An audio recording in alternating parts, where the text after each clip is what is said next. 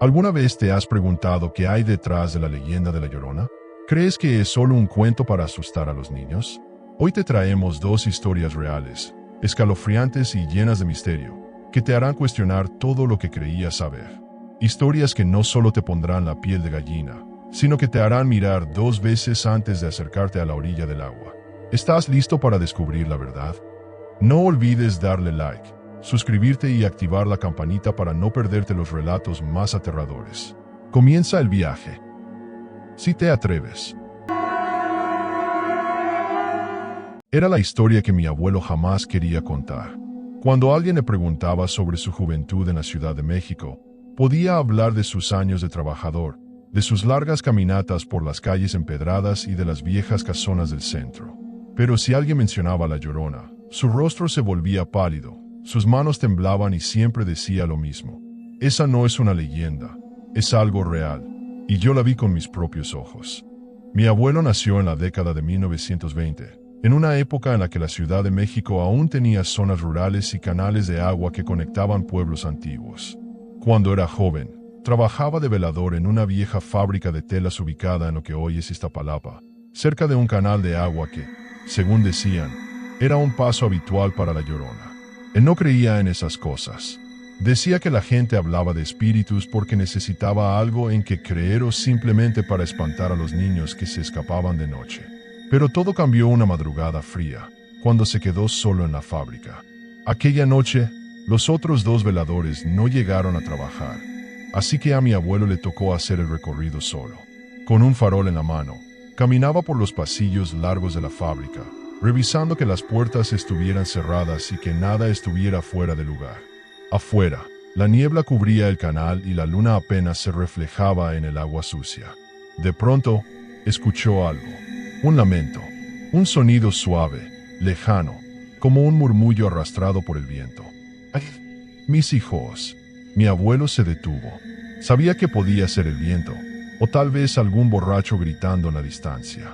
Pero el sonido tenía algo extraño, algo que le puso la piel de gallina. Decidió no darle importancia y siguió caminando.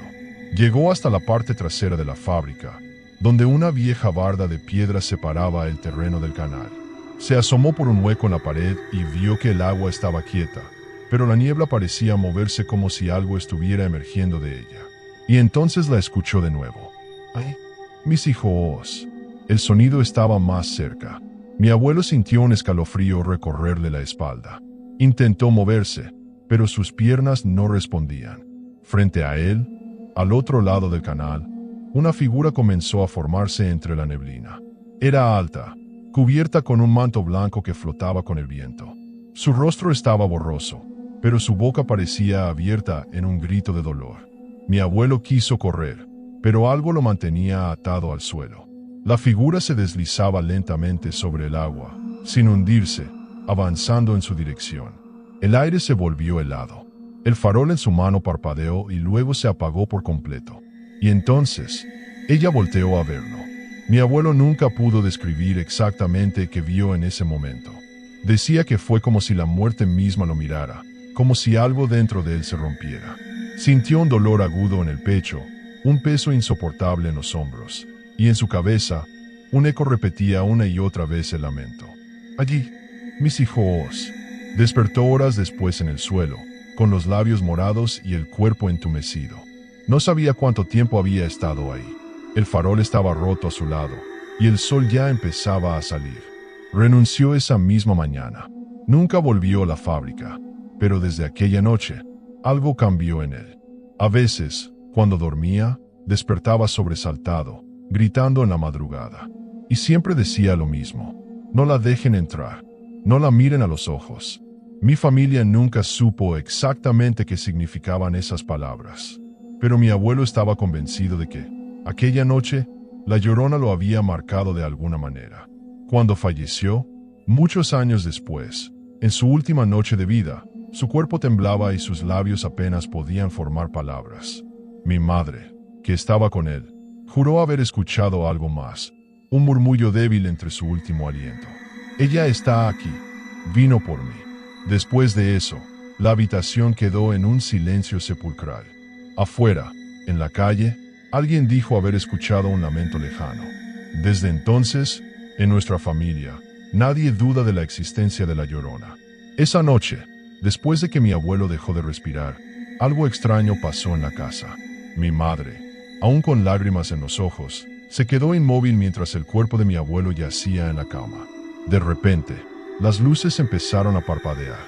No un par de veces, no de manera intermitente como cuando hay fallas eléctricas.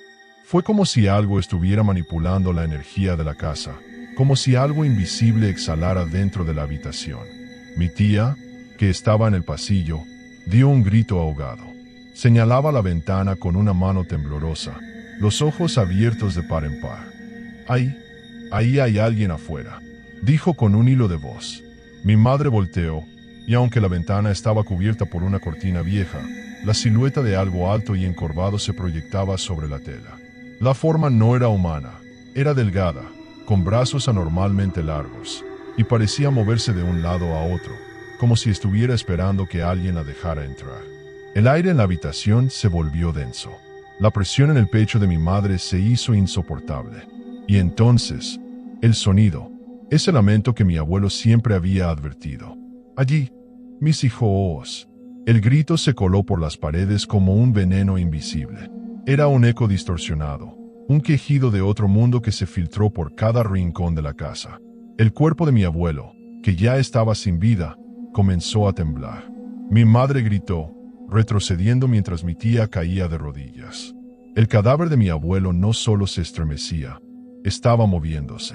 Su boca entreabierta exhalaba un aliento frío, y sus manos, esas mismas manos que en vida fueron temblorosas por la edad, ahora se crispaban como si intentaran agarrar algo en el aire. De su garganta salió un murmullo, apenas un susurro, pero lo suficientemente claro para helar la sangre. Ella viene. La puerta de la casa se abrió de golpe. Un viento helado recorrió los pasillos, y por primera vez, mi madre sintió un miedo tan profundo que su cuerpo simplemente dejó de responder. Mi tía gritó cuando la cortina se levantó por sí sola. La silueta ya no estaba afuera, estaba dentro de la habitación. Lo último que mi madre recuerda fue ver la sombra alargada de una mujer vestida de blanco, con los pies flotando a unos centímetros del suelo. Sus manos huesudas se estiraban hacia el cadáver de mi abuelo, y donde deberían estar sus ojos, había dos pozos oscuros, vacíos, como si la misma muerte mirara a través de ellos. La casa quedó sumida en la oscuridad total. Y el grito que hizo que todos los vidrios estallaran al mismo tiempo. Un grito que no venía solo de la Llorona. Era mi abuelo, con los ojos abiertos en un espasmo final de horror. Después de aquella noche, mi madre y mi tía nunca volvieron a hablar del tema. La casa quedó abandonada, y nadie quiso entrar ahí jamás. Algunos vecinos aseguran que, en las noches más frías, aún pueden escuchar un lamento arrastrándose por los pasillos. Y si te acercas demasiado, juran que aún se puede ver la sombra de una mujer de blanco esperando a que alguien más la escuche. Aquella noche, entendí que hay cosas que uno simplemente no debe ver. Hay sonidos que es mejor ignorar, y caminos que nunca debes recorrer a solas. Yo no creía en esas cosas, no hasta que la vi. Soy taxista en la Ciudad de México. Me la paso recorriendo la ciudad a todas horas, escuchando historias de todo tipo, llevando gente que va de fiesta, trabajadores agotados, hasta uno que otro personaje que prefiero olvidar. Pero lo que viví aquella madrugada me dejó marcado para siempre. Eran las 2:30 de la mañana, y estaba por terminar mi turno cuando me llegó una última alerta en la aplicación. Un viaje desde Coyoacán hasta Xochimilco. Pensé en rechazarlo, pero la tarifa era buena, así que acepté. El punto de recogida era en una calle poco iluminada, junto a un parque. Me detuve y esperé. Pasaron los minutos, pero nadie aparecía. Mandé un mensaje. Nada. Justo cuando estaba por cancelar, vi que alguien se acercaba desde la oscuridad. Era una mujer, alta, delgada, con el cabello largo y oscuro cubriéndole el rostro. Vestía un vestido blanco, aunque estaba sucio, manchado con algo que en la penumbra parecía tierra o sangre. Me recorrió un escalofrío, pero me obligué a mantener la calma. A lo mejor venía de alguna fiesta, tal vez estaba borracha o necesitaba ayuda. ¿Es usted la que pidió el taxi? Pregunté. Ella no respondió. Solo abrió la puerta y se sentó en el asiento trasero, con un movimiento lento, casi antinatural. Me quedé quieto por un momento. Sentía un hormigueo en la nuca, como si algo dentro de mí supiera que algo no estaba bien. ¿A dónde la llevo? Silencio. Le repetí la pregunta. En ese momento, me di cuenta de que tenía la piel pálida, casi ceniza. Sus manos, que descansaban sobre sus piernas, estaban delgadas, con los dedos huesudos y sucios, como si hubiera estado escarbando en la tierra. Pero lo peor fue cuando habló. No movió los labios. Su voz sonó como un eco distorsionado, como si llegara de todas partes y de ninguna a la vez. A la orilla del agua, tragué saliva y encendí el GPS. El destino aparecía solo. Xochimilco. No puse la dirección, no la escribí, pero ahí estaba. Sentí que mi cuerpo entero se enfriaba. Aún así, metí primera y arranqué. Durante todo el camino, ella se quedó en silencio, mirando por la ventana. O al menos eso parecía. Su reflejo en el cristal no era el suyo. Era el de una mujer con la piel podrida, la boca desencajada en un grito eterno. Me froté los ojos. Debía estar alucinando por el cansancio, pensé. Seguimos avanzando. La ciudad fue quedando atrás, y las luces fueron desapareciendo poco a poco. De repente, el aire en el coche cambió. El ambiente se puso denso, pesado, como si algo invisible se filtrara en la cabina. Un olor a humedad y flores marchitas invadió el auto. Y entonces lo escuché. Un llanto. No venía de la radio, ni del celular. Venía de todas partes. Subí el volumen de la música para ahogar el sonido, pero no sirvió. El llanto seguía ahí, más fuerte, más cercano. De reojo, vi a la mujer. Seguía inmóvil, pero sus manos ahora estaban aferradas a su vestido, como si estuviera tratando de contener algo dentro de ella. Su reflejo en la ventana se retorcía, como si su imagen estuviera derritiéndose. Aceleré. Xochimilco estaba cerca. Fue entonces cuando ella se rió. No fue una risa normal. Fue un sonido ahogado, de ultratumba, algo que helaba la sangre. Y de pronto, la calle desapareció. El auto estaba en un camino de terracería, rodeado de agua por ambos lados. No sabía cómo había llegado ahí. El GPS ya no mostraba nada. El motor se apagó. Mi respiración se volvió entrecortada. No podía moverme. La mujer giró la cabeza lentamente hacia mí. Y cuando la vi, su rostro ya no era el mismo. La piel colgaba en jirones. Los ojos eran dos pozos negros sin fondo. Su boca se abrió, mucho más de lo que debería ser humanamente posible. Y entonces gritó. El alarido fue tan fuerte que pensé que mis tímpanos explotarían. Cerré los ojos con fuerza. Cuando los abrí, estaba en una calle completamente diferente. El auto encendido. Solo. El asiento trasero estaba vacío. No había señales de agua, ni de terracería. Solo la ciudad, como si nada hubiera pasado. Pero había algo más. Mi celular vibró. Era la aplicación. El viaje se había completado. Y la tarifa era 0 pesos. Nunca supe qué pasó realmente esa noche. Pero desde entonces, cada vez que paso por Xochimilco en la madrugada, escucho un susurro en la radio. A la orilla del agua. Pasaron semanas desde aquella noche, pero el eco de aquel grito aún resonaba en mis sueños. Intenté convencerme de que había sido una alucinación, un producto del cansancio extremo. Pero algo en mí sabía que no era así. Algo en mí sabía que ella no era de este mundo. Una noche, decidí volver a Xochimilco. No sé por qué lo hice. Tal vez buscaba respuestas, o tal vez era una fuerza invisible la que me empujaba hacia allí. El aire era denso, cargado con un olor a lodo y flores podridas. Las calles estaban vacías, y las luces de los faroles parpadeaban como si estuvieran a punto de apagarse. Conduje lentamente, siguiendo el mismo camino que había tomado aquella madrugada. El GPS no funcionaba, pero no lo necesitaba. Sabía a dónde iba. Algo me llamaba, como un susurro en mi mente. Llegué a la orilla del agua.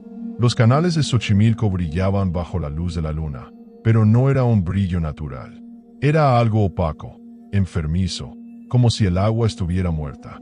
Me bajé del auto y caminé hacia el borde. El silencio era absoluto. excepto por el sonido de mis pasos sobre la tierra húmeda. Entonces lo vi. En el agua, flotando lentamente, había un vestido blanco. Estaba manchado de tierra y algo más oscuro, algo que parecía moverse bajo la tela. Me acerqué, incapaz de resistir la curiosidad malsana que me consumía. El vestido giraba en círculos, como si algo invisible lo estuviera arrastrando. De repente, el agua comenzó a burbujear. Un olor fétido llenó el aire, y sentí que el suelo bajo mis pies se volvía blando, como si estuviera siendo absorbido por el lodo. Intenté retroceder, pero mis pies estaban atrapados. Miré hacia abajo y vi que no era lodo lo que me sostenía, eran manos. Docenas de manos esqueléticas, surgiendo de la tierra, aferrándose a mis piernas. El agua explotó. Ella salió de las profundidades, pero no era la mujer del vestido blanco. Era algo peor. Su cuerpo estaba hinchado y deforme, la piel verde y podrida, colgando en jirones. Su cabello era una maraña de algas y raíces, y sus ojos eran dos agujeros negros que parecían succionar la luz a su alrededor. Abrió la boca, y de ella salió un sonido que no debería existir. Era una mezcla de risa y llanto, un grito que resonaba en mi mente como si quisiera arrancarme el alma. Las manos que me sujetaban me arrastraron hacia el agua, y sentí el frío penetrante envolverme. Luché con todas mis fuerzas, pero era inútil. El agua me tragó, y en ese momento, lo vi todo. Vi a la mujer del vestido blanco, flotando en el fondo del canal. Su rostro era una máscara de dolor eterno, y sus manos extendidas hacia mí, como si quisiera que la acompañara. Vi a otras figuras, docenas de ellas, todas atrapadas en el agua, sus ojos vacíos mirándome fijamente. Y entonces entendí. Ella no quería llevarme a la orilla del agua, quería llevarme al fondo.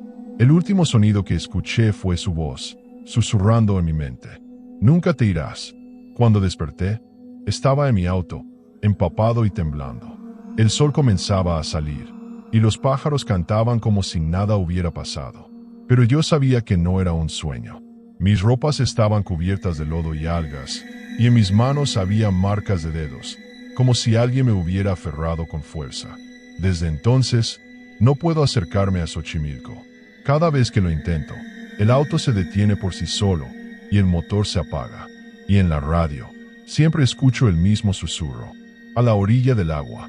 Pero lo peor de todo es que, algunas noches, cuando me miro al espejo, veo algo detrás de mí. Algo que no debería estar allí. Algo que espera, pacientemente.